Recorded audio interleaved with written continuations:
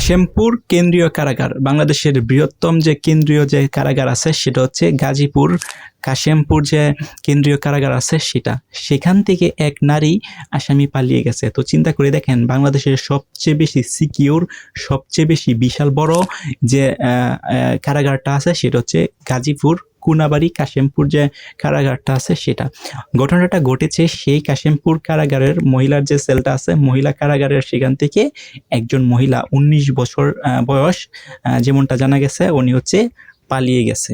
এখন প্রশ্ন হচ্ছে কিভাবে পালিয়ে যায়।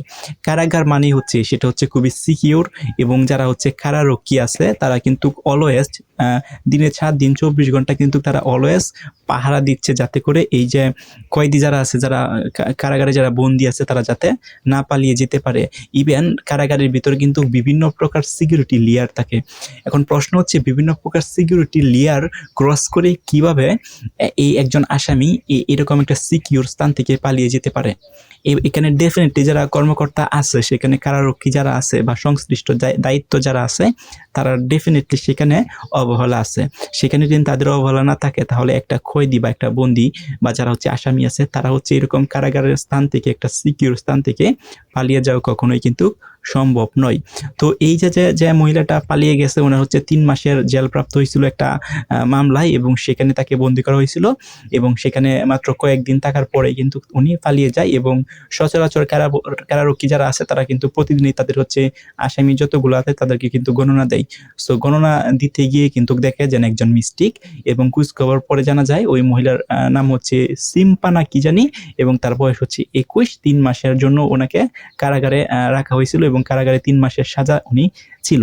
তো এই যে আসামিটা যেন পালিয়ে গেছে, পালিয়ে যাওয়ার পর হচ্ছে তাদের যেন ওই জেলখানার সংশ্লিষ্ট যে জেলখানার যারা দায়িত্ব ছিল, তাদেরকে 7 জনকে অলরেডি বহিষ্কার করা হয়েছে, অর্থাৎ বরখাস্ত করা হয়েছে।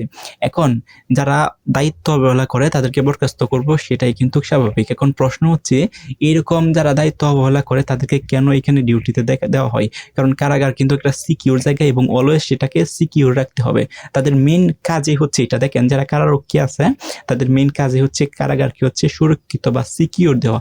এখন তারা যদি এই সিকিউরটা না প্রোভাইড করতে পারে, তাহলে কেন তাদেরকে সেই দায়িত্বে রাখা হয়েছে, তাদেরকে বরখাস্ত করবে, সেটাই কিন্তু স্বাভাবিক।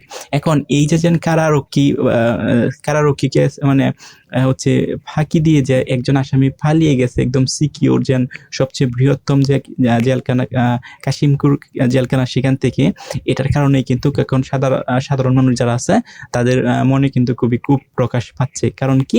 কারণ হচ্ছে সিকিউর জায়গা থেকে কিভাবে একজন আসামি এভাবে পালিয়ে যায়। এবং এটা নিয়ে কিন্তু এখন একটা তদন্ত কমিটি গঠন করা হয়েছে, এবং সেটা কিন্তু ওই জেলখানার যে জেল সুপার আছে, অর্থাৎ ওই জেলখানার যে দায়িত্বে আছে, প্রধান দায়িত্বে, উনি নিজ দায়িত্বে একটা হচ্ছে তদন্ত কমিটি গঠন করা হয়েছে কিভাবে এই মহিলাটাই সেখান থেকে পালিয়ে যায়, কারো অবহেলা করার জন্য। এবং এই তদন্ত কমিটি গঠন করা হয়েছে, ঠিক আছে, বাট যারা ইনিশিয়ালি ভাবে এখানে দায়িত্বে ছিল তাদেরকে কিন্তু অলরেডি 7 জনকে তারা বহিষ্কার করে দিছে। এবং তদন্ত সাপেক্ষে যদি আরো কেউ এটার সাথে ইনভলভ থাকে বা আরো কেউ কারো দুজন এটার দায়িত্ব অবহেলা থাকে, তাহলে তাদেরকেও বরখাস্ত দেওয়ার প্রতিশ্রুতি কিন্তু বলছে মিডিয়ার সামনে।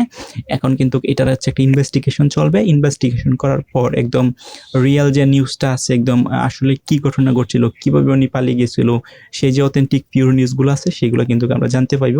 কিন্তু যতক্ষণ পর্যন্ত এই ইনভেস্টিগেশন চলবে, এর আগে কিন্তু আমরা জানা কিন্তু কখনোই সম্ভব হবে না। সো সবাই কিন্তু চায় এই অ্যাটলিস্ট কারাগার যেগুলো আছে সেগুলো কিন্তু সিকিউর রাখার জন্য। এখন যদি এটা দিন সরকার ব্যর্থ হয়, তাহলে কিন্তু কিছু করার নেই। সো আপনাদের মতামত কি, কমেন্ট করে জানান।